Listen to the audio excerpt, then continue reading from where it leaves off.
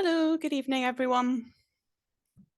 I will just wait on people coming into the webinar. Thank you so much for your time this evening. Hopefully you have arrived at the right place.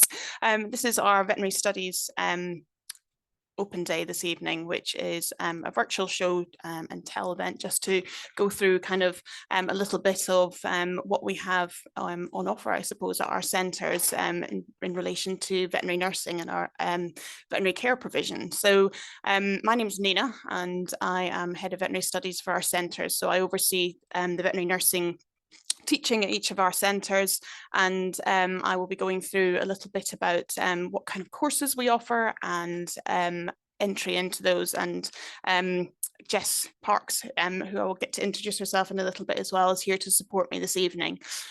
We have a message in the chat there as well, so if there are any questions that pop up throughout the evening, then please do just ask them. Instead of putting directly into the chat, there's a Q&A section, so if you have a look just within sort of the Zoom toolbar, there'll be a small Q&A there where you can direct your questions and we can kind of filter those as we go through. So Jess is going to keep me on target, so if there's any questions that I can answer as we're going through the webinar, then I'm happy to do that, or collectively we can go through quite a few once we've gone through the talk as well. So Jess, do you want to do a little bit of an introduction too before we kick off? Yeah, hi, I'm Jess. I'm the Student Engagement Officer for the College of Animal Welfare, and I'm here to support Nina. So I look after the student voice and the student experience, and I pretty much love all things core. So it's lovely to meet you. And as Nina says, we're going to take you through the programs that we have on offer, and we really look forward to chatting with you. So I'll hand back to Nina. Thank you. Thank you. Okay, so just a little bit of an overview of the plan for this evening, what we're going to be covering in the next hour. So key points that I think that we'll be able to go through in detail. So hopefully this will answer the majority of the questions that many of you have come with. So firstly, it's looking as to why a career in veterinary nursing. You may think, you know, why you want to be a veterinary nurse, but we're just aiming to give you a little bit more sort of a reality check almost on that to make sure it is the career choice for you. And I suppose that you are geared up to enter it in the way that suits as well, because part of the next sort of session we'll be looking into the options for entry into the veterinary nurse qualification. So I'm going to talk through sort of a little bit of the difference in approaches, and whether that could be sort of an employed position coming through it as a degree student in our Middlesex campus, or sort of a non-employed route through our diploma. So it can sometimes be a little bit overwhelming when you're kind of looking at this information online and trying to decipher the differences between them all. And so I hope to give a little bit of clarity to that as well. One of the key bits there that comes up, so we do quite a lot of open evenings, both virtually and in person at our centres, and so there is a lot of questioning around sort of the apprenticeship programme and the routes into that, and also, you know, the difference between what happens if you can't find that kind of gold dust of an apprenticeship. How else can you get the qualification? So we should be able to go into detail about that as well. And you know, pitching off of what Jess just said there as well, that she loves all things CAW. So CAW is the College of Animal Welfare, and we'll do a little bit about sort of who we are and you know, why you would want to come and study with us. Again, looking at what we've just discussed there as well, there's quite a variety of options for you to kind of gain your veterinary nursing qualification through us. So that hopefully sets the scene for what we're about to go through this evening. So yeah, firstly, who are we? So the key points that I think it's important that people know just about the College of Animal Welfare is that we were founded by an animal welfare charity, so way back in 1989. It's an independent, not-for-profit status, so any of the sort of income that is generated is put back into sort of our provision, which is why we can see sort of key sort of steps being taken with our provision. We can look at sort of pioneering things that we are doing with our virtual reality, and what we've done with our online delivery and things as well. We were able to make during the sort of the COVID epidemic quite a switch easily and quickly onto sort of that online platform, because we had been gearing ourselves up for that sort of route of delivery sort of ahead of time, I suppose. We have a distance learning school, a work-based learning provider, and we offer full-time college courses as well as degree programs. We do also have education centres throughout the UK. So when I was talking about my role earlier, so I oversee our main centres. So we have one in North London. I'm based at our Huntingdon one today. Jess is up near Leeds, where we have one of our other ones. We also have one at Wigan and up in Edinburgh as well. We do also have satellite centres, and I'll come on to discuss a little bit about those as well. So basically you're never far from a College of Animal Welfare centre. So we are able to tap into sort of nationally quite a lot of the areas, both for practices and sort of our student population there as well. So looking at the veterinary nursing diploma, first of all. So as I said before, I'm going to try and make it clear just about the different routes. So it's, you know, do you dream of veterinary nursing? And it's looking at the options as to, you know, why you would want to come into this profession as well. I'm aware that there'll be a few of you here today that might be interested more in sort of one species than the other. And there's a lot of focus, I suppose, on the small animal, or we call it companion animal pathway. However, equine is another possibility, and something that I'll tap into a little bit there as well, just if people do have sort of specific questions on that. And again, when we talk about sort of career progression as well, we can speak to you about the fact that when you come out with your veterinary nursing qualification, the add-ons or the bolt-ons that you can get after in terms of different species and different interests are quite vast as well. So why a veterinary care or veterinary nursing qualification? It very much is a professional career working with animals.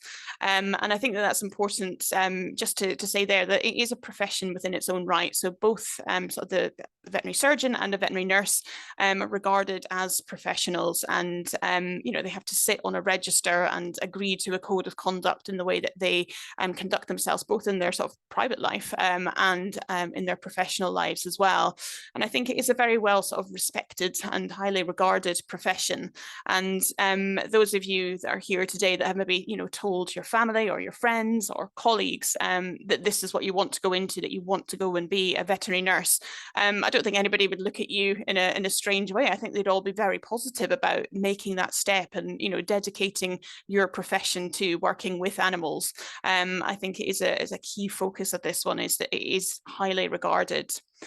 I think it is also important to know that it is working with people. And again, when we come to talk about the admissions process and interviews and things like that as well, I have done a lot of interviews with a lot of students over the years.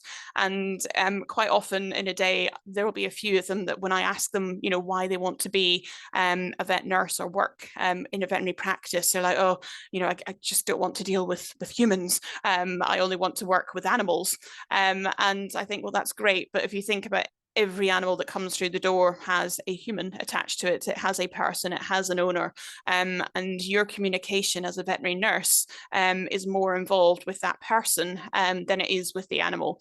So it's great to have that rapport with animals, but the interpersonal skills and the communication skills you have with the members of the public, but also within your team are critical as well. And I think that that's something that occasionally we see from practices as well. If there's issues with students when we have, you know, sent them into a placement, it's not about their ability with the animals. It's not that they, you know, are frightened of the vicious cat or, you know, that they're shy of the big dog that's come through the door. It's often the communication skills that they've had issues with. It's the communication with the other members of the team. So I think that is an important one to work on, as well as making sure that sort of the communication skills and that you realize that you're going to be working with people a lot.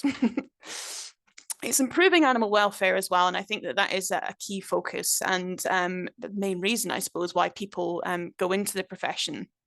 I've mentioned already about the fact that it's highly regarded sort of outside of the profession, and what I've not maybe touched on there is how highly regarded it is inside the profession. So in terms of my own role, whilst obviously I'm working in education at the minute, my background is a veterinary surgeon.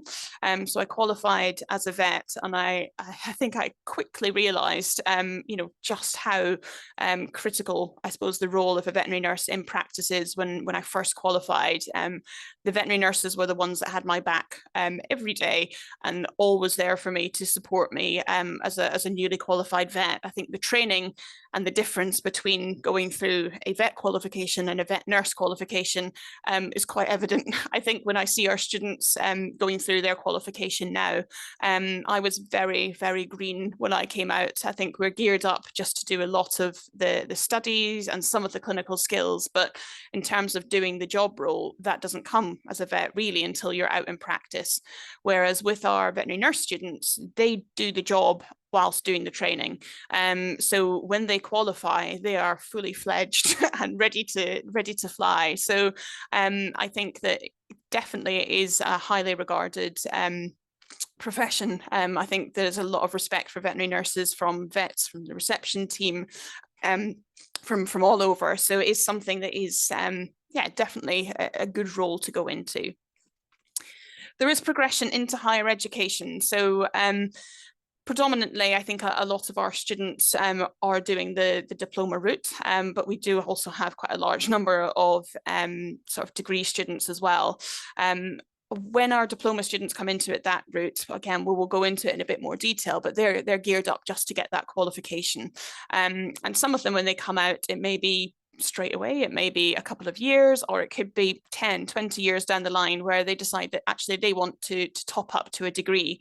And that is another avenue that can be gone into as well, where you can actually top up your diploma qualification into a degree. So if you choose, or depending on what route you choose now, it doesn't mean that you're signing off that you're never going to get a degree in veterinary nursing. There are routes that we offer as a college as well to get that kind of higher progression and higher qualification. Wide career opportunities is definitely something we will come on to look at. And again, you may have an idea in your head about what the job role of a veterinary nurse is.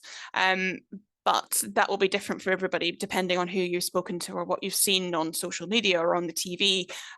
Your career opportunities. I mean, I didn't think as a vet that I would be sitting doing a webinar talking about veterinary nursing. So the avenues can be very mixed, and it can allow you to go into a lot of different areas. You can specialize in sort of a small animal practice, the ones that you just see down the road from you. You can go into one of the large referrals, like super vet type practices.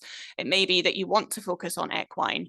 It could be that you want to work in a charity. So these are all things that we'll talk about in a couple of slides as well, just to give you an idea as to the sort of the career opportunities that you have available.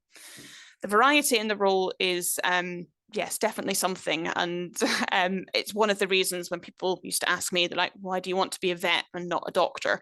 And I always saw it that it was about the variety.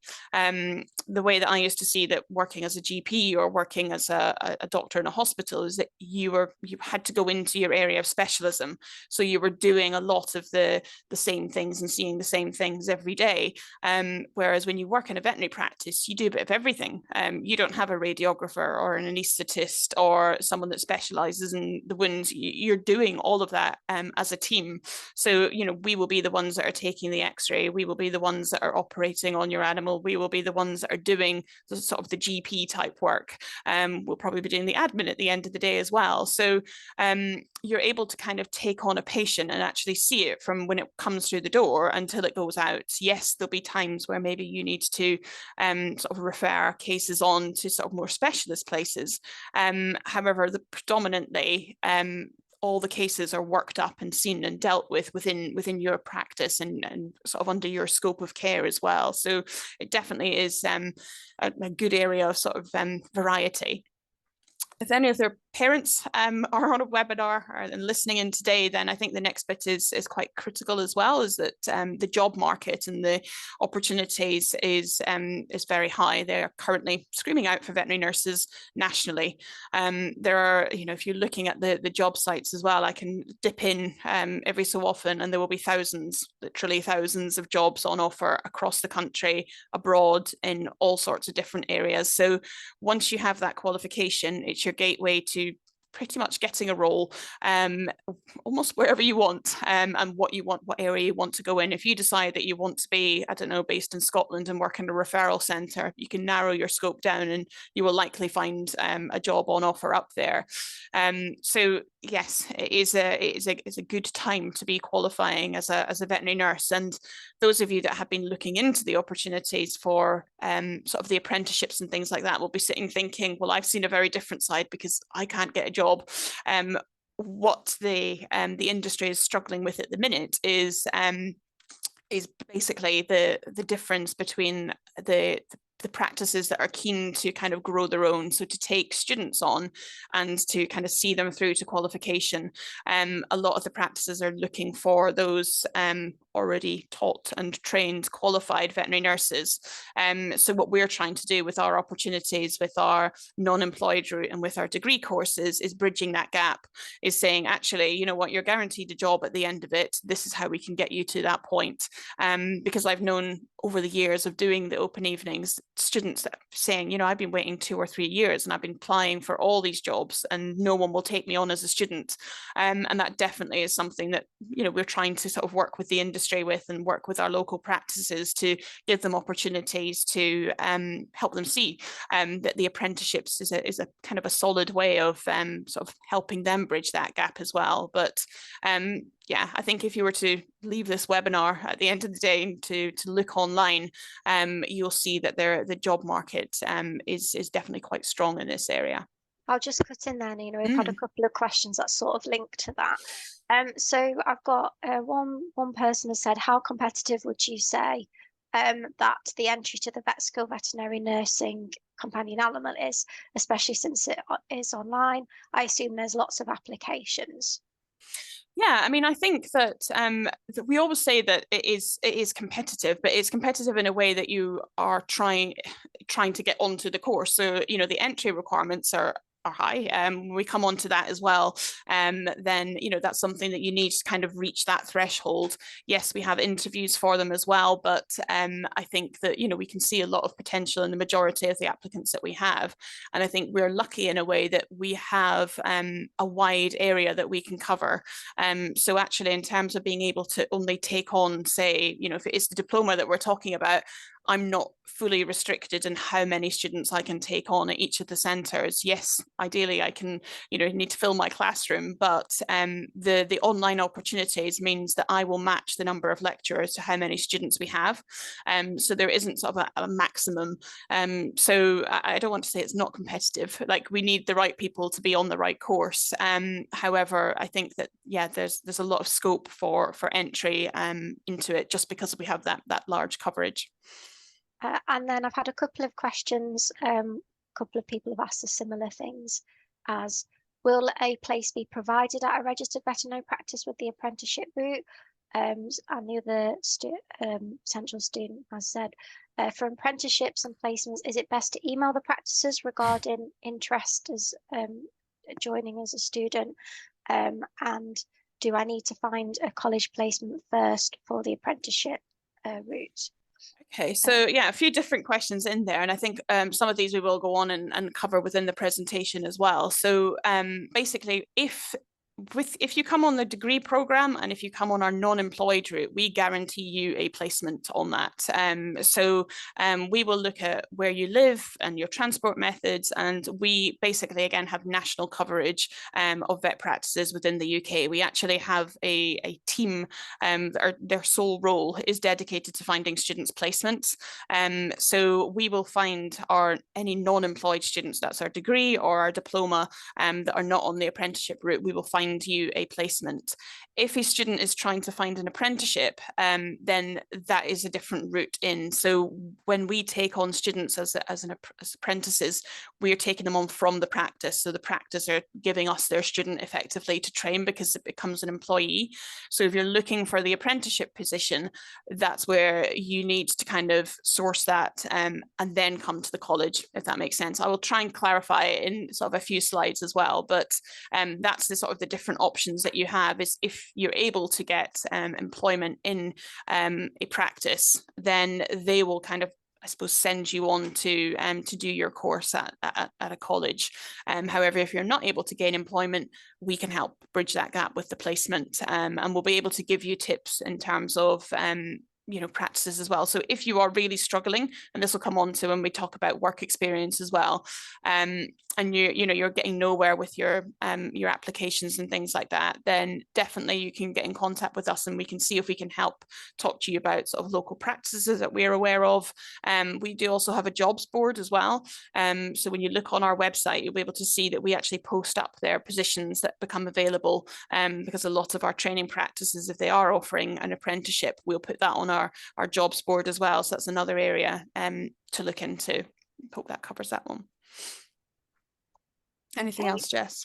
Yes, and then I think we'll carry on, because I think some of the questions that have been put in here will be answered as we go through the presentation. But I think there's a couple of other bits in here. So it was about where is it? Will having an animal management diploma level 3 help with meeting the college requirements and be good for this program? Yeah, so depending on what route you want to go into, that potentially could get you entry into our degree program, but it looks as if it would, for my opinion, again, tick the boxes that you would need to get you onto the level 3 diploma course as well. We need sort of maths and English at GCSE level, and usually the animal management, again, we would just need to look at the transcript, but that should count as your science as well if you haven't already done those at GCSE. So yeah, it looks as if that should be okay. And the last one that I'll ask now, because I think, as I say, the rest will get answered as we go through, is about functional skills in maths. Yep. Is there a way of doing functional skills alongside the veterinary nursing program at college? Yeah, so the functional skills in maths obviously gets you your GCSE, so it's something that might be worthwhile, more of a sort of an individual one as well. So generally we need the functional skills or the maths ahead of entry onto the course as well, but it's something that we can look into as part of our admissions team, because we might be able to put you on the functional skills course as a basically getting that done, and then straight into the veterinary nursing course after that, because a lot of our options we look on as a roll on, roll off. So if we get you through the functional skills quite quickly, you could roll on effectively straight into our veterinary nursing course as well. But that might be one just to speak to our sort of our admissions team about that one as well. Great. So I think we'll just carry on at the moment, but I'll keep the questions up and I'll just keep an eye out. And then if we haven't gone through them, I'll ask them at the end. Perfect. Thank you. So yeah, what do veterinary nurses do? So I have a few things on my slide here, which is sort of the role of a veterinary nurse. And I've mentioned before just about the variety that they do. That could be, as it says here, advising owners on pet welfare, nursing sick animals, administering medication, monitoring anaesthetized animals. There's lots and lots to it. Normally at this point, this is where I do pass over to Jess, and I say to her, like, tell us your average day as a veterinary nurse. What kind of things would you expect to be doing in a day? Okay, so if you are going to decide to be a veterinary nurse, you are going to find that it is a fantastic profession to be part of, and I love my job so much. So I qualified in 2012 and I've worked in practices. I've then gone into research position, but now I'm in education. I was a teacher and now I'm a student engagement officer. But as you can do so much with this qualification. But when you're in practice, sort of, what is an average day? I mean, lots of things can happen in a day, but we'll probably go through a day. So you'll be doing admitting patients. So you'll be helping the vet admit patients for surgery. So that's meeting the client, going through consent forms, checking the animal over, health checking them to check they're okay, asking the client questions, making sure they're happy to consent to their surgery.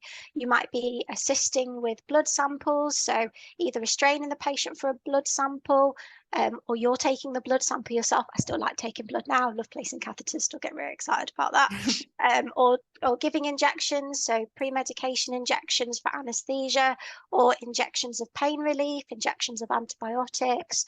You'll be monitoring anesthesia. So this is one of the big things I believe that veterinary nurses do. We monitor patients through their surgery, and we are very heavily involved with providing that anaesthetic agent to them. And that is one of our main roles. We have animals' lives in our hands, not that we don't have that all the time, but in that particular moment, we are responsible for their anaesthetic, making sure that they are safe throughout their entire procedure, reporting back to the veterinary surgeon, and deciding what other drugs we might give, or if they're getting too deep in their anaesthetic, or maybe they're getting a bit light. We make decisions with the vet on their anaesthetic protocols. The vet makes the overall decision, but we still discuss, and I think that's a sort of fantastic role to have. I love anaesthesia, you probably guessed.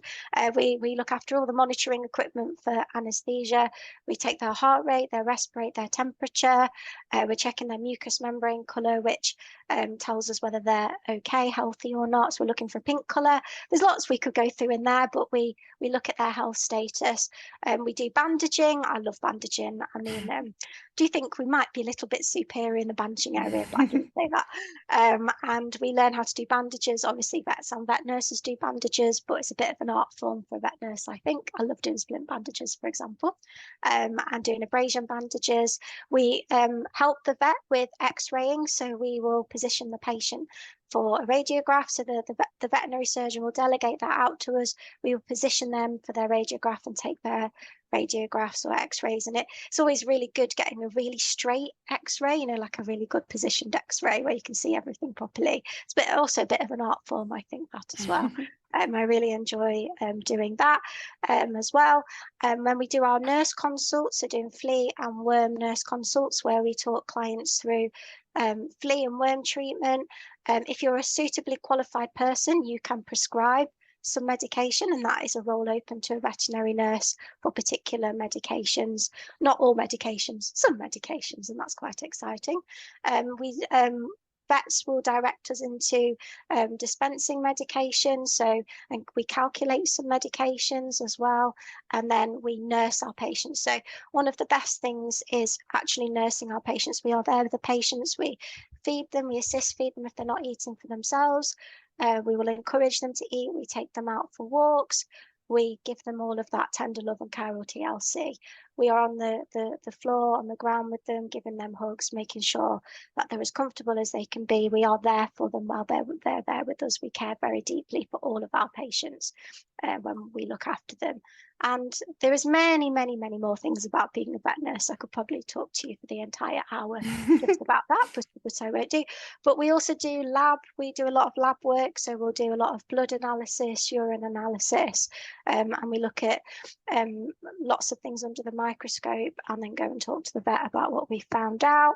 And I think I've covered most of the main areas of vet nursing, but I still love placing an IV catheter and taking blood and doing all of these really cool things I've learned how to do. It's a pretty cool qualification and job. The best decision I ever made. No day is the same. It's so exciting, and I'm so proud to be a registered veterinary nurse. And I can't wait for you all to come here and learn how to be veterinary nurses. I think you're just going to love it. If that hasn't, if that hasn't sold it to you, then I don't know what will. So yeah, definitely a varied role, as Jess has said there as well. There are no 2 days the same, and I think sometimes that gives you a little bit of information just on what you might have in store for you as well. We will talk a little bit more about sort of the work experience and the expectation of that ahead of sort of applications. But I think even just listening to Jess there and having that insight into what those sorts of things that you'll be doing day in, day out might hold, then it gives you more of an idea if it is the role for you, because it is busy. You know, when you have your Apple Watch or your Fitbit on, you know, you will be going home with 20,000 plus steps a day, and that's just working in a small little practice, because you will be on your feet the whole time. It's you know, it's quite a physical role as well, but that's not to say that if that's not your thing, then you know, you match the role based on your interests and also your ability as well. So you know, there are areas that you can take your role if actually that's not what you have in mind. So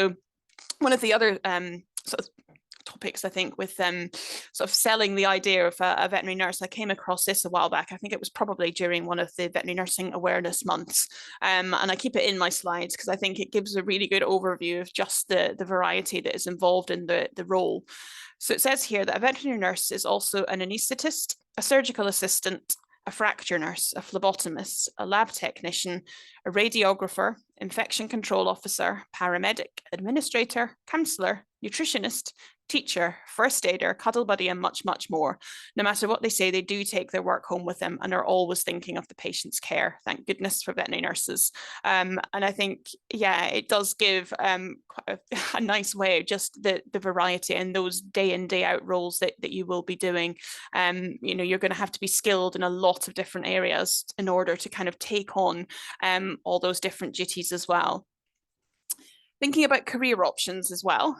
So I spoke earlier about the different areas that you can go into with a veterinary nursing qualification.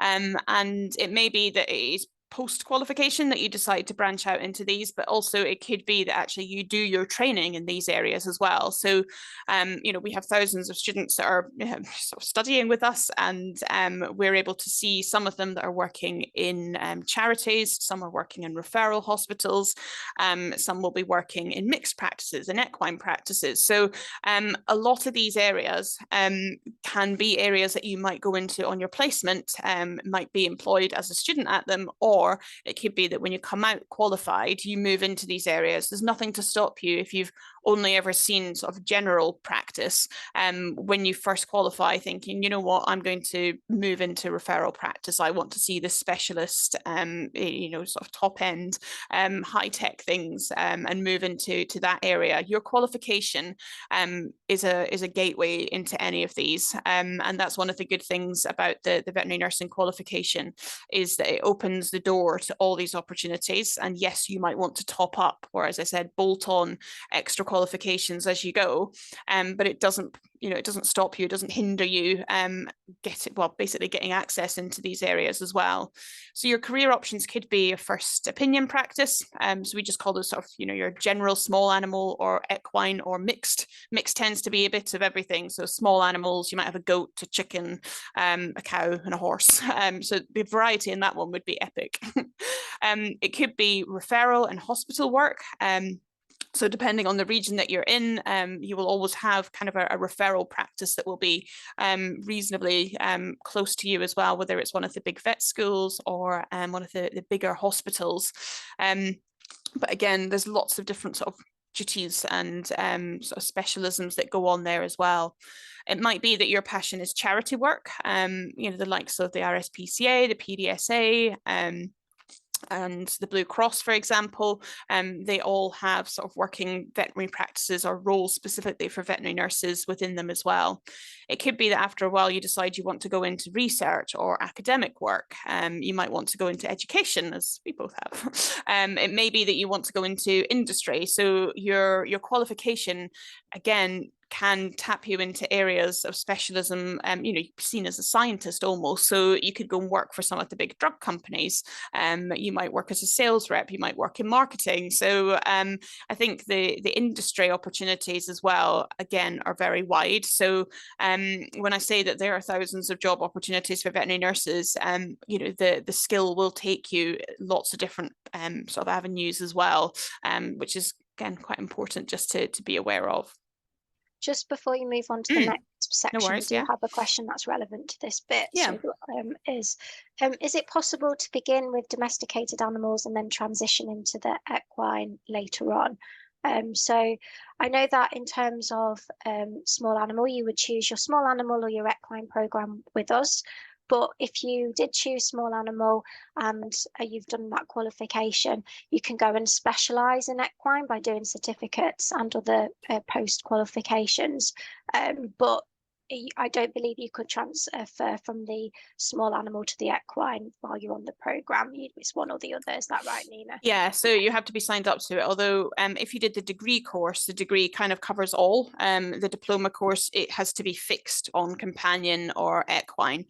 Whereas our degree in veterinary nursing, we cover sort of equine sort of specifically within that as well. So that would sort of qualify you as a general veterinary nurse at the end of it as well. So as you say, you could go on and kind of focus on specialisms in equine after that. But yeah, the qualification itself or the course covers a little bit of both. Thank you. Right. Okay, so I spoke a little bit about sort of the job market, which I think is quite important to put out there as well. And it is something that you can see, I think, the veterinary industry has sort of a large corporate focus now as well. So there's a lot more transparency for us in terms of salaries and salary scales and expectations. So this is, I mean, this needs updated all the time, but I think that the salary range that we had on here, which was on Going to Press, roughly between sort of 25,000 to 30,000 per year. I think that that is higher now, definitely. You know, I can think about sort of a few corporate practices that now the starting salary for their veterinary nurses, and all veterinary nurses, is 35,000. And that's a corporate that runs nationally. I'm aware of some sort of specialist referral practices, and all of their nurses start or are on 40,000. So I'm not saying that these are the norm. However, you can look around, and if, you know, again, if you're moving into a role, because we do have a lot of people that come to it as a career change, it may be that that is, you know, it is something that you need to factor in as to, yes, you're going to get a job, but actually does the salary match what, you know, what you need to live on and to, you know, have your mortgage paid and things like that as well. So it is important just to have a realization there as well that that's kind of your average salary there. There are ways in which to kind of build on that as well, depending on what route you go down. One thing to point out here as well, which I think is important, is that there is no difference in salary from a student, well, from a nurse that qualifies the diploma pathway or the degree pathway. So that distinction is not made. When you're looking at applications and things like that as well, you will not, because you've done the diploma, be on a lower salary than someone that's done the degree.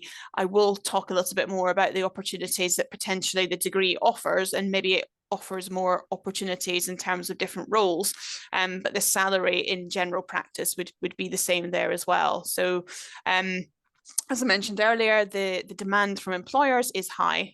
So the job market is very good. And we've spoken already just about sort of the key communication skills and the teamwork, the initiative that you're going to have as well. But a lot of this is built into our training too. So there's, you know, depending on the route that you do, whether it's degree or diploma, we do try and build on a lot of these skills and open up kind of discussions on effective communication skills, teamwork, and things like that as well. Okay. This slide, I'm hoping, kind of maps things out a little bit more as well. So I've added this one in recent years just to try and clarify, because I think regardless of whether I spend a whole hour giving this presentation, at the end of every evening when I'm doing these presentations face to face, there'll still be a queue of people that will be like, I don't understand the difference. Why would you do one over the other?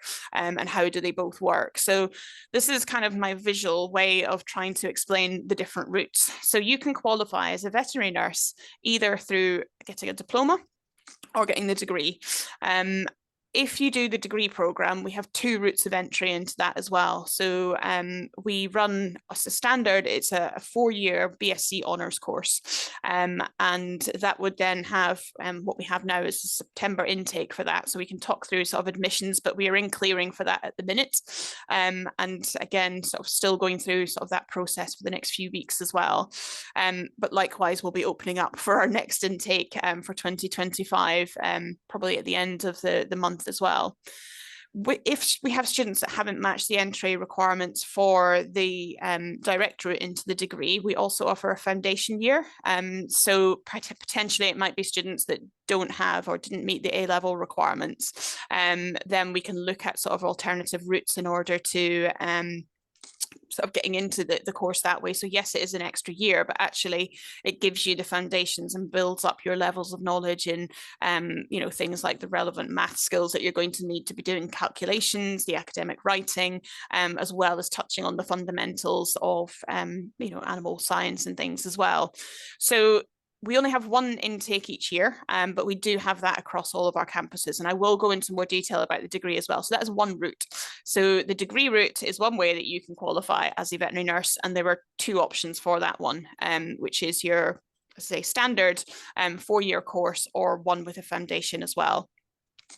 With our diploma, you can only come onto the diploma course either as an employed student, so you could be employed as an apprentice, and that is where you'll have gained employment, and then, as I say, be coming to us.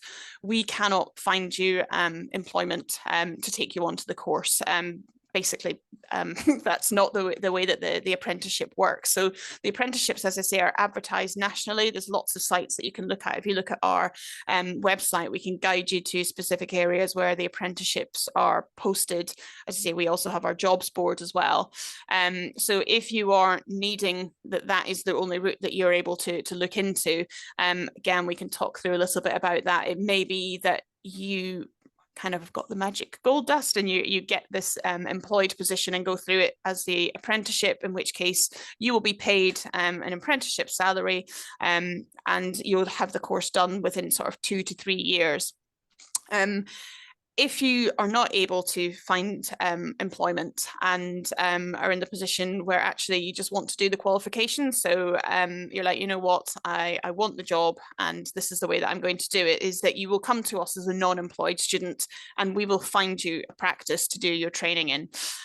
So again, I've got something that maps out how this course works a little bit later as well, but it's an unpaid position, and that's due to the legislation around sort of basically having sort of interns and non-employed people within practices. So you would not be allowed to be paid whilst you're on the programme, but I will come into a little bit about the way that we've designed the course to give opportunity for potential sort of work alongside the course. And the course would be done over 3 years. This course is done takes a little bit longer because basically you have all of your placement in 1 year. So it's like a sandwich course. You do the course, you then do a year in placement, and then you do the course at the end of it to finish up. I think I might have spotted one of the questions in the chat as well. Is there the potential that if you gain employment whilst you're on the course, you know, can you move from a non-employed to an apprenticeship? Yes, you can, and that does happen. So, you know, again, if you've gone into a placement, then and that practice actually are willing to take you on and you know want to employ you, we can make that change, and it shouldn't affect the way that your course runs. You'll be able to stay in that same group and continue. And yeah, likewise, if you find a practice that's maybe not the one that you're in placement, swapping over, providing it's a training practice, that will all be fine as well. So with the diploma course, I always say a little bit, it's like buses. There's always another one around the corner, and I certainly feel that because I feel that I'm constantly gearing up for a new intake of students coming to all of our centres. So we have intakes. We're about to take another one in October. So again, I think we're still open for applications for that one. So we have one in October. We will then take another intake in January. We'll do one in April, and we will take one on in July. We do have an approach which is almost like, we call it a roll-on, roll-off approach, which is when you apply for the course, we can actually get you kick-started on the programme. So it may be that, I don't know, you missed the October deadline and you apply to us in November, but you want to start officially in January. We can give you access to things like your e-portfolio, or we can give you access to areas on our sort of virtual learning environment to get you started on things like anatomy and physiology. So it does have the potential to kind of, the course can start when you're ready as well. We will talk a little bit more about the different approaches as well. I've got some slides on that too, but the diploma route can be offered as a face-to-face. So that's where you come physically into our centres and have the course delivered in that way. Or similar to what we're doing this evening, is that you can have the course delivered virtually. So you will be logging on to your lessons and you'll have someone that is delivering your session, and you'll only need to go into an actual centre, which will be hopefully one close to you, when the practicals are delivered. And we only have practicals being delivered, I think it's approximately 10 times over the 2 years. So you wouldn't find yourself going in too much to one of your centres. The degree course has to be run face-to-face. So again, it only is running at our Leeds centre, our Huntington centre in Cambridgeshire, and in Hendon in North London as well. So you would have to be able to kind of be close to those centres, at least for when the theory delivery is happening. So are you all right if I just jump in just for two questions quickly? So if you do have a VCA, working as a VCA, before that you're working in practice, I would say that is definitely work experience and would be really helpful in terms of wanting to become a veterinary nurse as well. So a couple of people have asked that, and I think that's really good experience, isn't it, Nina? That's going to transfer. Absolutely, yeah, definitely, very hands-on. Definitely. So for those people that have done that's amazing, and you've got loads of experience there. And someone has said they're really looking forward to starting out as a vet nurse, and I'm really looking forward to you starting with us as well. So that's fab. Thank you, Nina. No worries. This slide just again shows you the different types of training that you can do, which is we divvy it into sort of further education, which is our diploma route, or higher education as well. Part of what we've not kind of gone into too much yet is the Royal College of Veterinary Surgeons. So when I said that this was a professional qualification, both the vets and vet nurses sit under the Royal College of Veterinary Surgeons and their guidance and legislation as well. So they dictate basically to us the entry requirements. So, you know, when we're looking at like so the degree courses or the diploma courses, yes, it might be that you have amazing A levels or that you've just done a really good job in, you know, sometimes like your BTEC. However, with the GCSEs, that's the minimum that needs to kind of, we need to have that entry requirement for the maths, the English and the science. So basically the 5 GCSEs at grades 9 to 4, which is A star to C in old currency. That needs to be English language, maths and a science subject, and the relevant work experience, as I say, has to kind of go along with that as well. And we will talk a little bit more about the work experience too. So there are some equivalents as well. So someone's already mentioned functional skills. Yes, that can definitely cover your maths and your English there as well. And in terms of your science, it may be that you don't have a GCSE in science, but actually, you know, you've done the VCA course, would count as your GCSE equivalent. And again, we can look at things like BTECs and animal management, animal care. So our admissions team are kind of highly trained at scrutinizing all different forms of entry requirements. And if we do have anybody that is overseas or anything like that as well, we're able to look at the equivalencies as well. And in terms of how that goes, I think I've spotted that there's some you know, people that we've got from Scotland as well. Again, it will be the equivalents in terms of the Scottish qualifications there too. But our hands are tied a little bit in terms of the GCSEs. However, equivalence of that would be kind of relevant to the course as well. And especially with the science, there are other things that can be counted within that one too. Okay, so this brings us on beautifully to the entry requirements. So if I start just with going over our diploma course, and our entry requirements for that is that you have a minimum of 5 GCSEs, grade C or above, which is 4 to 9, including English language, maths, and a science subject, as I say, or equivalents.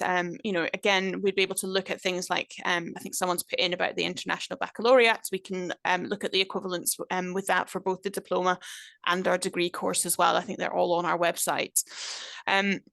With the diploma, then basically you must be working in a veterinary practice that is approved by the Royal College of Veterinary Surgeons as a training practice. So either that's we find you a placement or that you are in a practice as well. So it may be that you have a practice on your doorstep. However, if they're not on the list of training practices, then you wouldn't be able to do your training there. There is definitely scope for us to persuade the practice to become a training practice.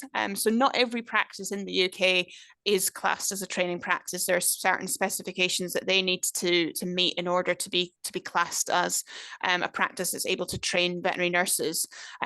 We are able to approve practices. So, you know, if you did have a practice local to you, and if they wanted more information about what that would entail, then we can, you know, have that conversation with them as well. However, we do also have an awareness of where all these training practices are. The Royal College, so if you look up the RCVS, they would be able to, well, basically they have a list of every training practice in the UK as well. Work experience is something that we'll talk about both within the diploma and our degree one as well. So work experience is important. We're aware that actually, because of the nature of the role, as Jess said earlier, it's wide, it's varied, there's a lot to it. We just need to make sure that students or potential students are aware of, you know, almost what you're getting yourself in for. That it's a busy physical role, and especially with the diploma course as well, you're going to be doing that role alongside doing the course, so it's a lot of pressure. It may be that your you know, your rota might have you on early starts or finishing late. You know, as we're doing this evening, you know, we're working till 8 o'clock. There will be nights where, you know, that just becomes what you have to do because that's what you've been rotated onto. So that is important, but we are also aware that, people will, maybe have experience in other animal related things. You might work in a cattery or a kennel, or you might have been able to get experience on a farm. If you have related, or if you have some form of sort of animal related work experience, or something that shows that you have looked into the qualification, whether that is a virtual sort of work experience session, which I know that you can find online and things, then basically do present us with those alternatives as well. So we are quite open to reviewing individual applications. And as long as you're honest with us about things that you've tried, things that you've looked into, we can talk about all of that at interview as well. So it might be something that, hopefully we can get you to the interview stage, and then you tell us at that point what you know about the course, and really sell it to us that maybe you've not been able to get that work experience. However, here's all the things that you have tried. And we will be able to see if we can support you with that as well. So potentially we can look at, if we give you a conditional offer for the course, we can look at trying to get you set up with work experience ahead of you starting, if we've got a little bit of a sort of time on our hands in that way as well. Just going to stop there again in case there's any questions. Normally there's some questions relevant to that, Jess, so there's quite a few questions. Okay. So I'm just trying to stay on top of it. I think it might be something we need to do at the end, but I'll I've got a question saying, could you elaborate on what online work experience would be? And is it hard to get employment if you do a foundation course? And is it okay if you've done a lot of work experience in small animal vets, but haven't had the opportunity to work from farm animals or horses? No, I'll work backwards. So yeah, basically, as long as what we were asking for initially is if you've got the experience working with small animals, that is great. There is no requirement that you have to have work experience working with horses or farm animals. In terms of veterinary applications, quite often they look for that as an add-on. But especially if you're doing the diploma course and you're doing the companion animal one, it isn't even relevant. So that wouldn't come into it. The other question there, just about if you've done the foundation level course, again, it's what you come out with at the end. So all of these courses, you will come out qualified and you will register with the RCVS as a registered veterinary nurse. People wouldn't even know that you've done the foundation year qualification with that one, because when you come out, your post-nominals are RVN, you're a registered veterinary nurse. So it definitely wouldn't hinder any of your opportunities because you're still getting a degree at the end of it. And I have forgotten the last question, which was the first question. That's fine. I did read too many out at once. So we've had a few more questions after that. Could you elaborate on what online work experience is? So yeah, no, I think this is something that definitely came out during COVID as well. And a few of the students I've interviewed over the years have mentioned virtual work experience. So if you were just to again, it's good old Google. If you were just to Google virtual veterinary work experience, there's quite a few sort of opportunities that are out there that you would be able to look into. Some of them are free opportunities that you work through sort of online courses. So the likes of Future Learn have quite a few there as well. And there are a few that are tied up to like vet schools and things as well. So yeah, if you have a look online with those ones, again, we can't always class them as the work experience, physically getting into a practice. However, they did a really good job, I think, over the pandemic of at least giving people a bit of insight into the role. Again, I'm in a position that my daughter's just done her GCSEs. So we're looking at all these virtual options, and there's some that, I'm looking into now, and I didn't realize there were so many. So I say with a little bit of internet searching, you should be able to find quite a few that might sort of open up on that area as well. Anything else, Jess? Yes, there's quite a few. So I've got one. I'm a VCA employed in a vet practice, willing to put me through nursing. That's great. Great. Yeah. Is there a rough idea of how much time we would need off rota each week with a clinical coach? So yeah, I think that basically with your clinical coach, it's usually about 2 to 3 hours a week where you're going to have that kind of active sort of time with them dedicated to your training, to looking at sort of your college work. That guidance is all given to the practice as well. So you will be rotated off for the day that you come into college. So that'd be 6 hours each week. And then with your clinical coach, we ask that there's at least sort of a few hours in the week that you are overlapping at least and having that contact time, but that you're with your clinical coach on rota at least 2 or 3 days a week. Okay, so we've had a few questions about the Wigan branch. I was going to leave them to the end, but I think it might be really Yeah. good. So we want to know more about how the Wigan branch works. So she's currently doing work experience on a weekly basis, voluntary, Great. which is great, and that's great for experience. So she just wants to know a bit more about how the Wigan branch works. She's about to go into year 11 and wants to know what the next steps for her would be. Yeah, so the Wigan site is functioning almost like one of our satellite centres. So the Wigan one would be one where we offer the delivery of the course virtually. So it would all be again on a similar platform to this. And you would only be going into our centre when it is the practical delivery days. So again, that would be gearing up as a sort of a 10-week block almost at the end of your programme. And potentially you could be going in there for your exams and just trying to think what else you might go into. So it'll be your exams and your practicals. The rest of your course, if you're linked to the Wigan Centre, would be virtually as well. So again, if you're looking into sort of what you're gearing up to now as well, it's making sure that you have sort of the qualifications, trying to get the work experience, and yeah, basically making sure that you've got an eye on sort of the different routes that you can do the course. Real. Cool. And there is a few more questions, but I think I'm going to leave them to the end. So don't worry, if your question's in here, it will definitely get answered. Great. So in terms of again, sticking with the diploma course at the minute, so how will you learn? There's a lot. I almost think that these sort of look like they should be sort of juggling balls, almost, because you are going to be spinning a lot of plates or juggling a lot of things up in the air. So when you are doing the veterinary nursing course, you'll be working in practice. So you'll be doing your work practice. If you're employed, you're doing that during the week. So just say, for example, your college day is a Wednesday, Monday, Tuesday, Thursday, Friday, you will be in practice.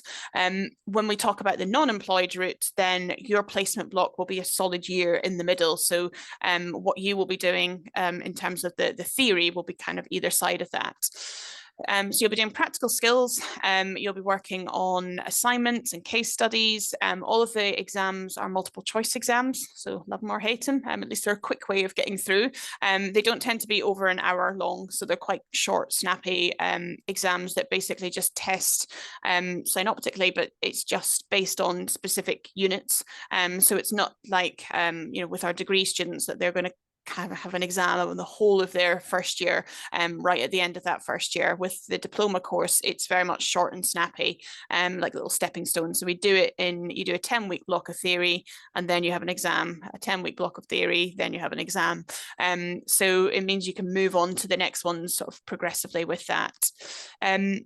The portfolio of evidence, what it means by that is that when you are in practice, you will be completing what they call sort of an online sort of platform of skills, where you will work alongside a clinical coach and the rest of the practice team, who will demonstrate things to you, like how to give an injection or how to do a bandage. And you will gather and gain sort of confidence in those skills, and eventually your clinical coach or clinical supervisor will sign you off on those skills as competent. And so you will need to be signed off on all these skills across the time that you're on the course. And again, that's something that you're going to be working on throughout the course as well. So there's a lot of different assessments kind of included within it as well. And one of the other add-ons with this qualification is that you also get a suitably qualified person qualification. So you almost come out, and this goes with our degree course as well, actually. So when you come out with the qualification, you will register as a registered veterinary nurse, but you will also be known as an SQP, which is this suitably qualified person. I always kind of sell it as like a mini pharmacist. So you're able to kind of advise and dispense and sometimes sort of prescribe some specific medications to animals. And you might kind of see this thing happening sometimes when you're in pet shops and things like that, or pharmacies are able to give out sort of higher level flea and worm treatment and things like that too. So some of our exams cross over with this qualification as well. So it's 2 qualifications for the price of 1. Course delivery we spoke about earlier as well, and I tried to kind of a visual of how it all works. It's really difficult to try and work out exactly how the sort of the online delivery is. It's very similar to what we are doing here, apart from it's much more interactive. I would not expect my lecturing team just to be solidly talking for sort of an hour and a half, without integrating things like polls where our students can vote on things, or we have interactive whiteboards where we ask them to circle bits of the animal. And so they are very sort of engaging sessions. You can see here the screenshot I have is that you've got your presentation there. You're able to visualize and see the tutor that's delivering. We've got a chat function down the side, obviously I've anonymized. Yeah, again, throughout the session, the tutor will be able to sort of give that sort of interactive session as well. So it's a very effective way of delivering the course, and depending on people's sort of travel arrangements, learning styles, it definitely does have a need. And there are lots of students that are doing really well on this method of delivery as well, and it's helping us kind of reach more remote areas as well. With our face-to-face delivery, then that is where, again, you are coming into a centre, so you will have the tutor there. You'll be able to kind of talk more with your peers, sitting around the table, and being able to physically kind of work through problems and things like that as well. So depending on the way that you think you learn best, I suppose, depending on your location, you might sort of prefer one or the other. There should always be the option that if you start on one, there may be the opportunity to move on to another one as well. So sometimes people move, and again, I might have spotted that question as well, is that the way that our course runs is that it is covered nationally. So just say, for example, you started out down in Huntingdon in Cambridgeshire, and you came physically into the centre every week, but actually you were about to move, I don't know, very up north, you were going to go to Northumbria or something like that, and there wasn't a centre anywhere near, you could then join our sort of remote delivery and then go to sort of a closer centre when you were up there. The nature of the way that our college works is that all of the courses pretty much are running at all of the centres 4 times a year. So you can pause your studies and pick them up, and the same course will be happening again sort of in 3 months' time, or you can just move and pick the course up at a different centre. And we do have that from time to time, where students are sort of relocating and are able just to pick that course up and start off in a different location as well. I'm just going to answer some questions, Nina, no quickly, worries. if that's okay. So students at a cat and rabbit only practice. That sounds like a fantastic opportunity. So good resources for dog behaviour would be the RSPCA, Dogs Trust, Guide Dogs, and the Blue Cross have all got really good resources to have a look at, and I'd really recommend them. So if you just go into Google and type dog behaviour resources, you'll see all of those comes up. So that's that one. So I hope that's okay. They're probably the best places to start. If you want to get a bit deeper, the BSAVA textbook for veterinary nursing has a good section about dog behaviour in as well, if you can get hold of that book too. So that's that one. And then just a couple of bits for the Wigan Centre, Nina, does it offer face-to-face delivery? The face-to-face at the minute, no. They are just doing virtual, but the lessons for the practicals, so they would only be coming in for the practicals at the minute. And what is the ratio of practical to theory in the diploma and then for the degree? So with the practical, well, I think with the diploma course, then the way that we teach the skills is obviously it's heavily weighted towards the theory, because if you think about the way that it is delivered, is that you are doing it alongside effectively almost like a year's worth or 2 years worth of being in practice. So we rely heavily on the students being either in a practice and being employed, or us finding that year placement. So effectively, yeah, there is a sort of a strong weighting towards both. So I would say it's almost like 50-50. However, actually, if you're thinking about it, there's probably more of a weighting towards being sort of practically and on the job training. When we deliver the theory and the practicals, then only 10 weeks of your, just trying to think about it, probably like 70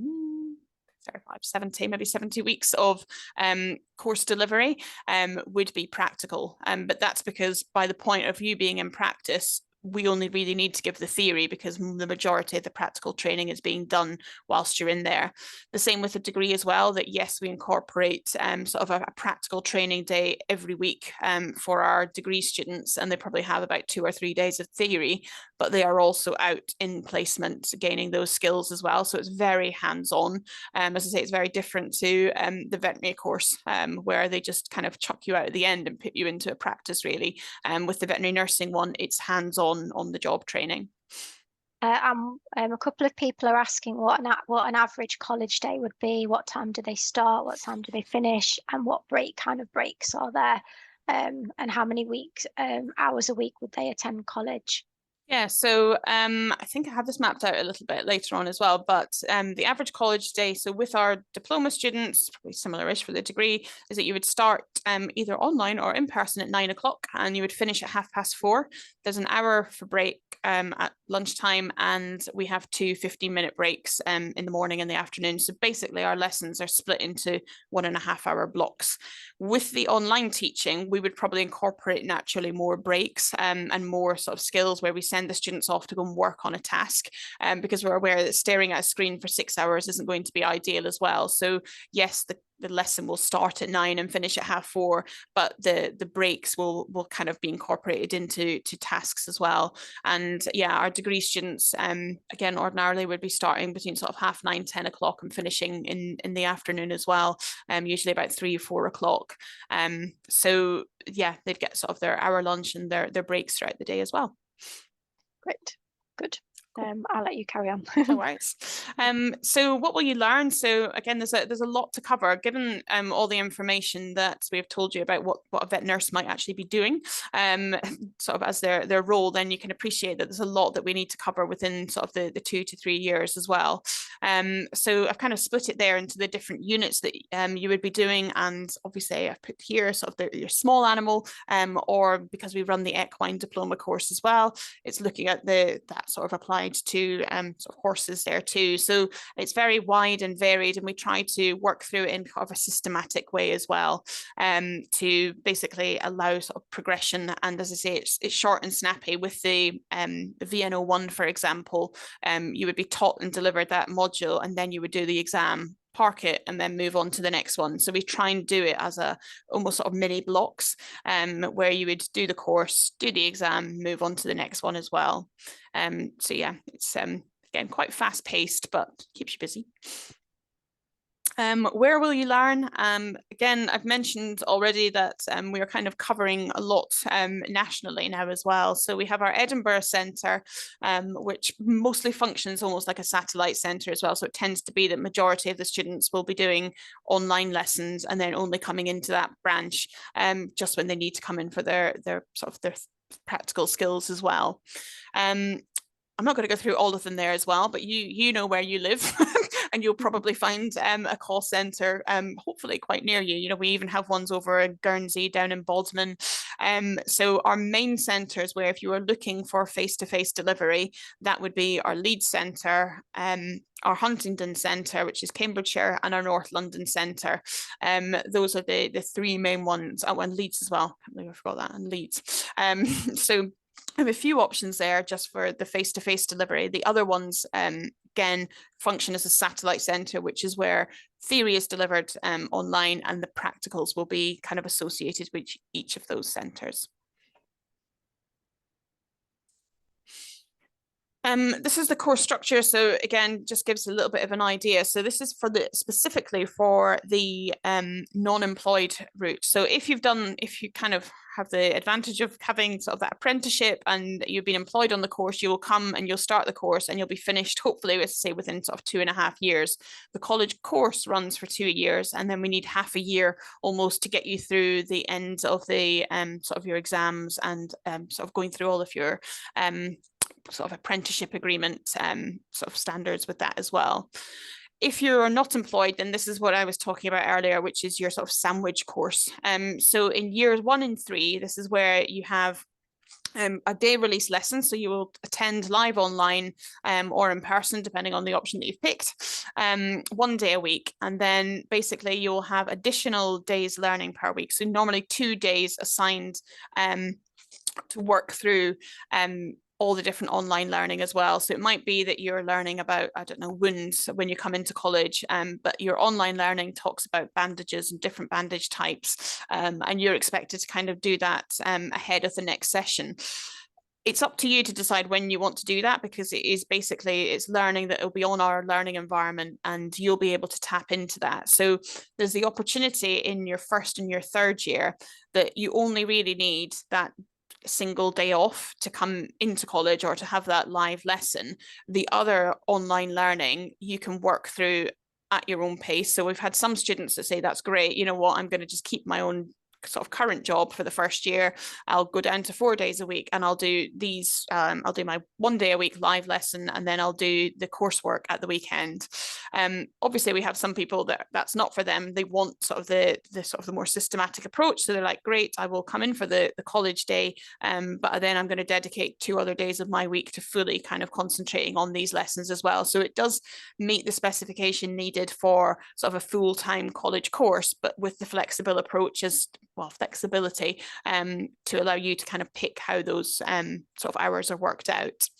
In your middle year, then we will find you a placement. As I say, we've got a whole year to find you a placement. So we're able to help you in terms of interviews and getting you into sort of practices, because we want to make sure, when I say interviews, yes, the practice need to kind of accept you as a placement student, but also you want to know that it's a good fit for you as well. We want to make sure that we match our students and our practices well, because sometimes we're aware, you know, in terms of neurodiversity or different students' needs and personalities, it might be that if we know we've got a really busy practice where someone is going to have to hit the ground running, that we don't want to put someone that has never been in that environment before and is actually quite shy and introverted into that sort of that practice. So we do try and make sure that we spent some time with the students and matching them up to the right practices as well. So we've got time on our hands to kind of gear up to that. For that year, then you will have to fit in with the practice rota. So yes, you will be doing sort of around 40 hours a week, and that would be across 52 weeks that you would be going into the practice. Of course, you can take holiday, you know, as part of the rota as well. We just need to make sure that you are going to finish all the hours that you need whilst you're in practice, and that you get signed off on that portfolio that I was talking about as well. We will obviously keep in contact with you over this time. We will come and visit you whilst you're out on placement. So we'll have placement officers that will come and visit you, check that everything's okay, and be in contact with your practice as well to see how things are going. So the opportunity to get that experience within that year is quite fundamental to it as well. And yeah, as I said before, if you find in that time, because you've probably, well, you have passed your first year, you'll have all that relevant work experience, that actually if you manage to find a practice that then employs you, we can make that switch and get you back into your second year of study, and sort of gear you up in that way to kind of continue the course as well. Nina, for the unemployed diploma course, how many hours a week are you attending college, and is that spread over 5 days or a couple of days? So yeah, with the non-employed one, you only have to come into college or be live online for the 6 hours. So that's only 1 day a week. You do have 2 days more of sort of college hours that you need to work on around that. But that is flexible for you to kind of fit into your own sort of schedule. Cool. Any more questions? No. Well, there is. I'm sure there are. I'm trying not to leak. Not at all. We're getting there. I'm replying to the ones that I can. Thank you. But I think because there's quite a few people asking the same things, I think it would be good at the end. Is that okay? Yeah, no problem. So don't worry, everyone. We've not forgot your questions. I'm all over them. Thank you. Fees and finance obviously comes up. Again, all of it is kind of listed on our website as well. So I've just done a kind of a screen grab for this one as well. For our UK students, then the full fees are £18,000. So that's £6,000 each year. And there's the option of a pay as you learn. So we have quite a lot of students that opt to do sort of monthly payments where they're taking that sort of out each month whilst they're on the programme as well.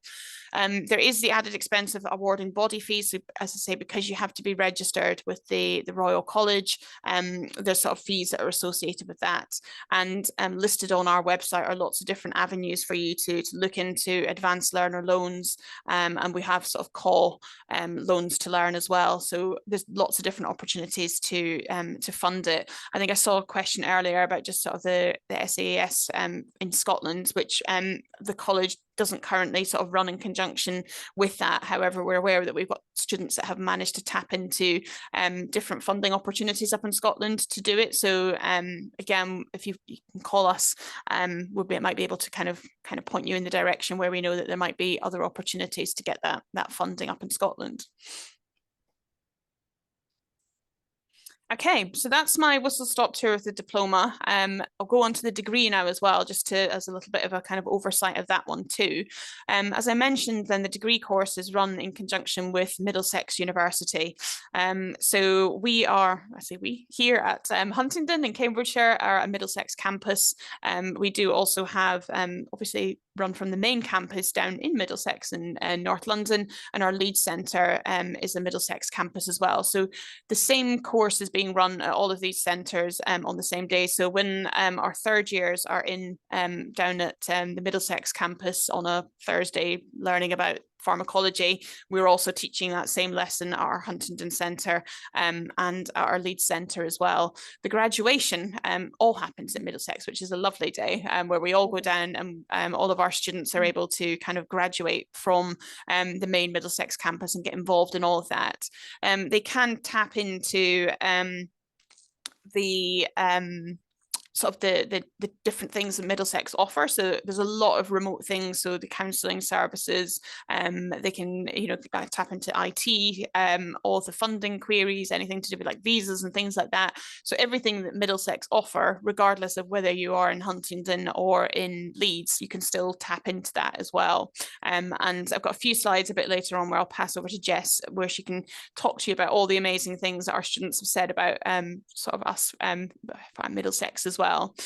In terms of the entry requirements, then I say we can't kind of go over the RCVS entry requirements. So that's the 5 GCSEs that we've spoken about already. That's a must because that comes from the RCVS.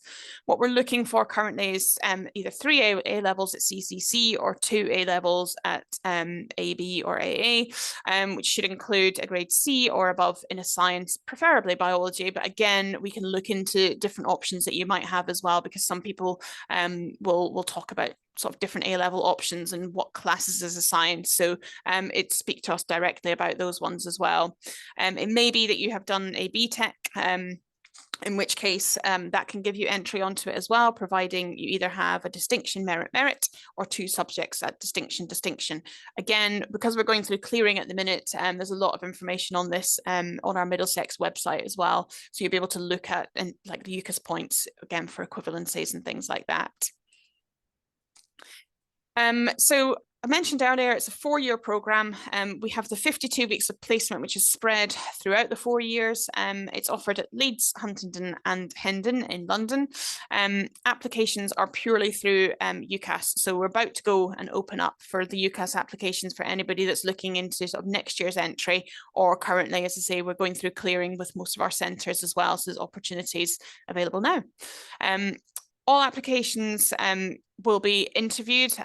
We're kind of looking to change that potentially, where it's more kind of an opportunity just to kind of, I suppose, see your application and then maybe invite you into centre as a sort of a holding day if you choose to kind of come in have an offer in that way. I mentioned earlier as well about the top-up degree. Is that if you've done the diploma route, then you can actually gain the a degree as a top-up by going through certain modules within the programme as well.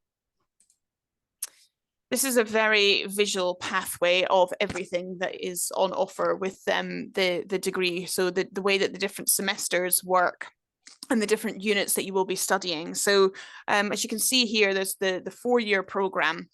And with the foundation year, as I mentioned, if you don't quite meet the spec for our 4-year programme, then our foundation year would just add on. We almost call that like a year 0. So you would do an extra year at the beginning, and then you would fall into this programme. So the rest of your programme would be the same as any of the students that started in that first year. You can see as well just the way that the placements have been integrated. So sometimes this works quite nicely for students where they're able to kind of have a mixture of living away from home, but also kind of going I suppose to university for a little bit. So some of our centres, so for example, the Cambridge Centre here, we have a accommodation associated with the centre. So students will only need to come in for almost those first sort of 2 semesters, and then they'll go off into placement almost for like a whole year. So the placement might be near their home. So it could be that you kind of wave goodbye to your mum and dad for maybe 24 weeks. But then when you go out into placement, you're in that practical placement for sort of a large block there, and then won't come back in until your sort of your second year or partway through your second year. So there's scope to kind of be in limbo as well, and to have the opportunity, as I say, to live away, but also have that placement closer to home. You don't have to have your placement near where your centre is. So just because you're associated with the Leeds centre, it doesn't mean that you need that placement at Leeds. So the different career sort of progression afterwards. So once you have kind of got that qualification, as I say, there's opportunities to go into lots of different areas. And I might pass over to Jess just to kind of touch on, I suppose, her progression and what she kind of built into her qualification when she qualified as a vet nurse. So I qualified as a veterinary nurse back in 2012, and then I went and I locumed, which is where you go and work in different practices, and I did that all through London. I worked in lots of different places. It was really, really good for confidence and for building up my skills. So I'd work somewhere for a week, and then I go to a different practice, and you can go through an agency and do that. So that is one option. I then went and worked for a 24-hour hospital, which I loved. It was fantastic. In St Albans, and I got built on my skills because I was newly qualified. I built up my skills in ICU and ER in there, and that was really good. I loved it. I loved working there. Also, they had lots of small furries, and I love rabbits, and I also love reptiles as well. And there was quite a wide variety of animals in this hospital, and every day was different, and I really loved it. I made loads of friends. In fact, I have to say, most of my friends are vets and vet nurses. And that was what I did there. I stayed there for a little while, and then I knew that I wanted to do something different, and an opportunity came up at the Royal Veterinary College, and I got the opportunity to be a clinical investigation nurse, which is where I worked in research. I worked in a lab, and I learned how to freeze things with liquid nitrogen and take biopsies and run my own cases and use a lot of really cool lab equipment. I'm not going to lie, it was really fantastic, cutting edge science, as well as doing bits of research as well. And that was just a year, that position, but it was a maternity cover, but I'm so glad I got the opportunity to do it. It was amazing. And then I decided that I really wanted to go back into practice, into small animal, because I missed it. I do love anesthesia. I do love working with the animals, with the clients. And, like, it's about making animals better. And that's what I agreed to do when I qualified. All of you, once you qualify, you're going to say you will make animal welfare your first priority. And that's what I always want to do. And then after in a practice, I worked with some students, and I realized I had a bit of a knack for teaching and lots of enthusiasm. And I decided I'd go into education. And that was pretty amazing. I was a lecturer for 7 years approximately, on degree, on diploma. I love teaching as well. I love seeing students progress and get through their program. And it's the future of veterinary nursing. Me and Nina get to be involved in that, and that's just amazing, really. So now I'm the student engagement officer, so I moved on from my teaching position, and I absolutely love it. It's fantastic. I love my job. And so you can go anywhere with this qualification, really. I've done so much already. Nina, you've done loads as well. So yeah, and education's not for you if you don't want to work in a referral. Being in a small animal practice, there's lots for you there. You can become a head nurse, a senior nurse. You can specialise in nurse consults, specialise in surgery, specialise in anaesthesia. Oh, I also have an exotic animal nursing certificate as well. I forgot that I'd done that. I was thinking when you were going to get to that. Yeah, I went and did that because I love my small furries and my reptiles. So I went and did an extra qualification, which goes into lots and lots of extra knowledge about rabbits, guinea pigs, wildlife, hedgehogs, even foxes and badgers. So I've got a bit of knowledge on that too, which is really cool. There's lots of other certificates out there, not just exotic nursing. You could do certificates on anaesthesia, certificates on surgery, on oncology. Honestly, this qualification will open so many doors for you, and I was so shy. Can I just say that I'm not shy anymore, am I? I talk far too much. But when I first started out, I was so shy, and I would never have thought I'd be sat here talking to you guys about the education, the nursing side of things, like I've come so far, and you guys will too. Like you've got so much to get from this qualification, and you might be, you know, sat here in a few years telling the next generation about the programs available to them, and it's pretty awesome, really. But I'll hand back to Nina. Cool. Thank you. The next slide, we just had a little bit about sort of NSS, and again, I'm aware that we've got still lots to cover, but Jess, do you want to talk a little bit about sort of the NSS that we've done recently and how that links to Middlesex? Perfect. So our degree programmes are run through Middlesex University. The National Student Survey is something that's carried out across the country at all universities. We ask our students to fill in the survey on all these different areas, and they tell us what they think about our programmes. And our National Student Survey results for 2024 were fantastic. 93.5% of our students I think our teaching on the course is fantastic. And as you can see here, I won't go into it too much here, but we've got really, really good scores. And we had one of the highest scores across the country for veterinary nursing. Middlesex Uni told us this, which is fab. We got the best results for vet nursing. So just to point out on here, student voice 85.1%. And this is overall across all of our campuses, but for individual questions like on teaching on the programme, did you find your teaching was good? 100% of our students said they loved our teaching, which I think is fantastic, and I want to shout that from the rooftops. We work really hard. We really care about our students here, and we want them to have the best experience with us. And I think that's fantastic, and that's for our degree. And I just wanted to share that with you all. So if you come here, you'll see that it's really good. Our students love what we're doing, which we'll be continuing to do. And yeah, we can't wait for you to come to us, essentially. So thank you for listening, and I'll hand back. Just be a little quick overview. Yeah, thank you. I've added on a little bit here as well, which is about veterinary care assistants. So I'm aware that there's a few people that are in the session this evening that have said that they've either done the veterinary care assistant course or looking into it. It's useful to cover it because it may be that you've come here tonight not even knowing about it, and it can be kind of like a precursor to veterinary nursing as well. So maybe you're sitting there thinking, oh gosh, I don't have the qualifications for the veterinary nursing course. I've not got the science, I've not got the maths. The veterinary care assistant course basically is almost like our foundation for the diploma course in many ways. Doing this course will allow you to have the sort of the key skills that you will kind of come out with in terms of the sort of work experience and relevancy in the veterinary industry. The course itself will count as a science, and also you can tag on maths and English into it as well, which would give you your sort of equivalent of your maths and English as well. So it is a useful course to know about. However, it's also a job role in its own right as well. So there might be people that actually that's all they want to do, which is a veterinary care assistant course. And being a veterinary care assistant is a very hands-on job. You'll see here that when I'm talking about the role and the career options, it's the same as veterinary nurse. In every practice, you will probably see sometimes more veterinary care assistants than you might see veterinary nurses. We need a large team of them to support in all the areas, in all the different industries as well. So it is naturally sort of a stepping stone for many of the corporate groups as well. They will put their students through the veterinary care assistant course first, and then when they kind of qualify through that route, they will then step them up onto the veterinary nursing course as well. So if it's something you haven't thought about or didn't know about, then it is something to go and do a little bit more investigation of as well. In terms of becoming a veterinary care assistant, then we offer it as a VCA diploma through City and Guilds.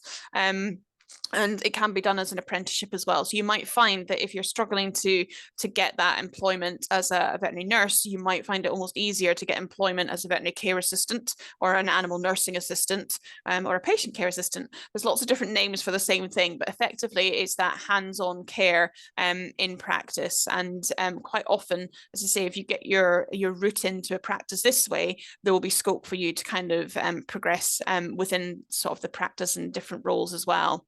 So there's no entry requirements. It's a level 2 course, but experience does help. It's very much an online roll-on, roll-off course. So as soon as we have you geared up and ready to start, it may be that you phone up tomorrow and decide you want to start the course, and we can get you up and running in the next couple of weeks. So it can be quite fast-paced in terms of starting.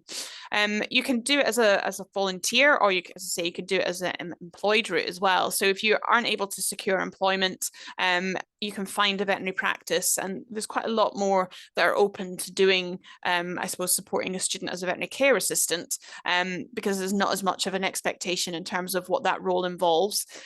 So you would maybe need to find a practice. It does not need to be a veterinary training practice, so it opens up more opportunities for you to find places where you can go and do the set hours that you need to do. There is the potential for it to be done sort of as quickly as possible within 6 months. Usually it takes sort of 6 to 12 months in order to do. You would need to have a mentor in practice, and it can be done from 16. Sometimes the difficulty is just finding a practice that will take on someone at 16. However, there is scope for that. Definitely, we've seen it happen, and then the students are then able to move on maybe in their next year into sort of the student veterinary nursing program as well.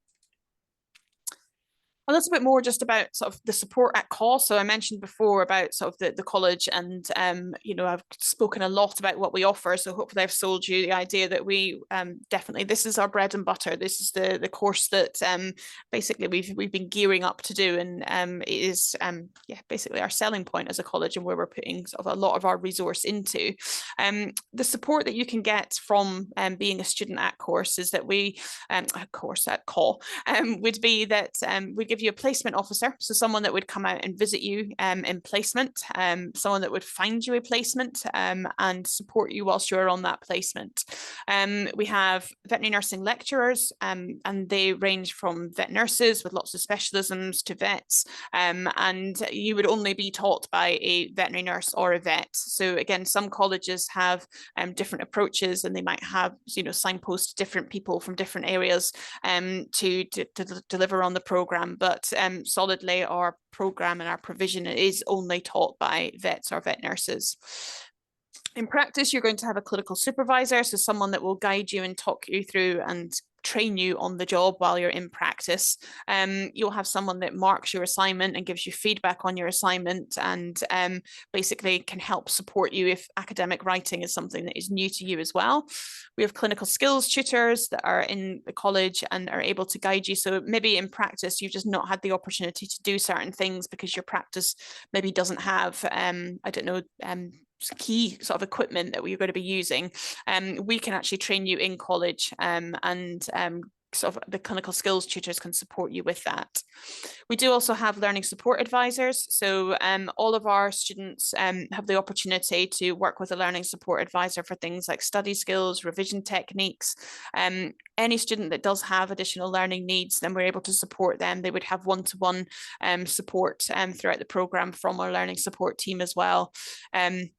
Every student as well also has an assigned academic advisor, so someone that is their point of contact. So, you know, maybe they've missed the bus that day and they're going to be late, they know who to contact. Maybe actually they're going to miss the deadline on their assignment and they need to know what to do. That's their point of contact. So we're trying to kind of streamline our system so that there's a go-to person. And one thing that I need to add on to here as well is that the College of Animal Welfare also have their own provision of counselling service too.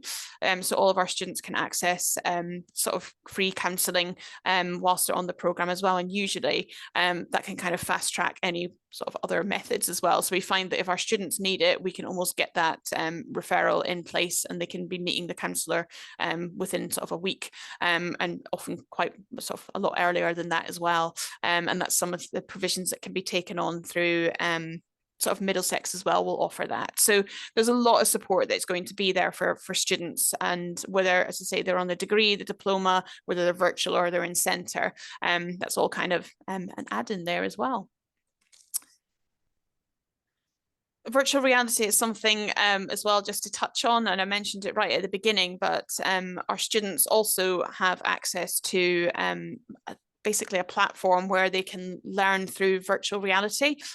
So we're aware that when students are out in placement, it may be that, or maybe they're out on a theory block, they're not able to access an anaesthetic machine or an X-ray machine, but they now have access to be able to do that virtually through virtual reality. And we were the first sort of veterinary college for veterinary nursing that actually has pioneered and developed this software, and it is a really sort of cool and useful tool. Again, usually at open days we're able to kind of do a little bit more show and tell, but if you did look it up, you can see lots of the videos on our website as well, which can talk you through a little bit more about that.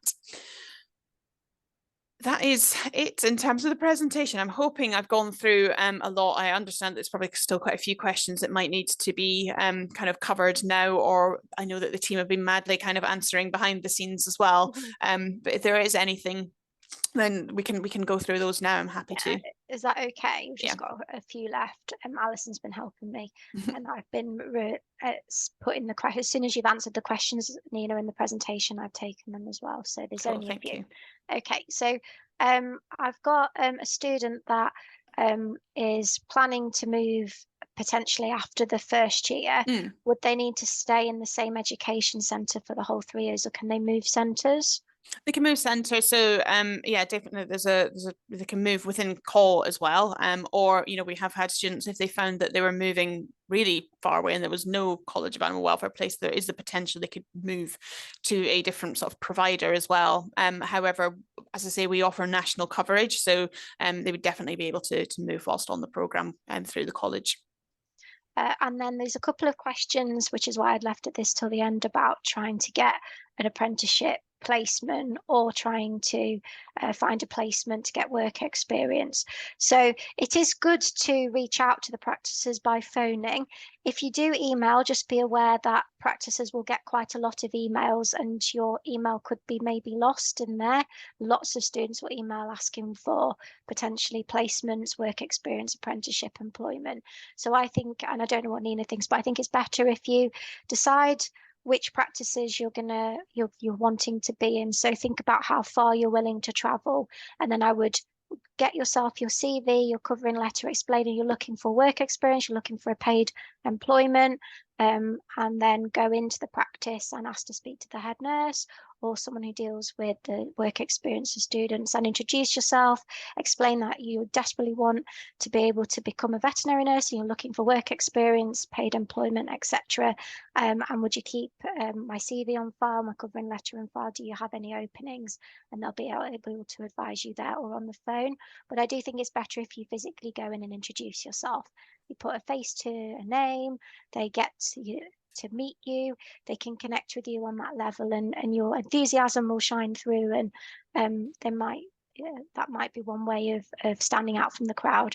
Nina, have you got any other advice? No, and I'd say that definitely check a lot of our socials as well. We've got lots of guidance on specifically this topic because it does come up quite a lot as well. So there's lots on our socials and our website as well as to sort of how to tap into that.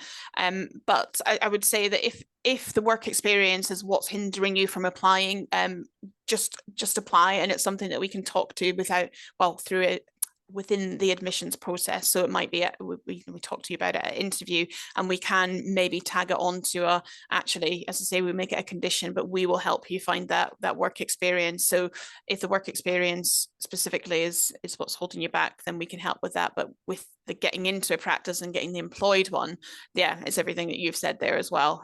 It's just tapping into all those different routes and signing up to jobs boards and things like that.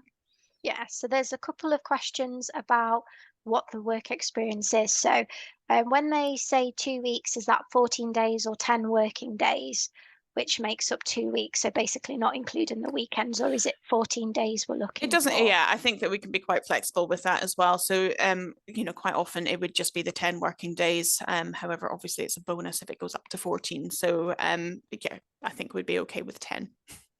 And then for the unemployed route for the diploma, would they need to quit their current job in the second year to do the unpaid training?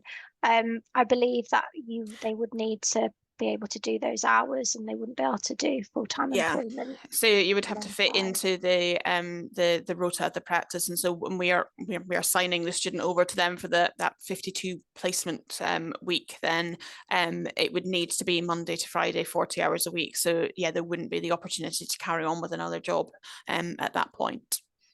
And what is the deadline for getting everything together to join the college this September, October?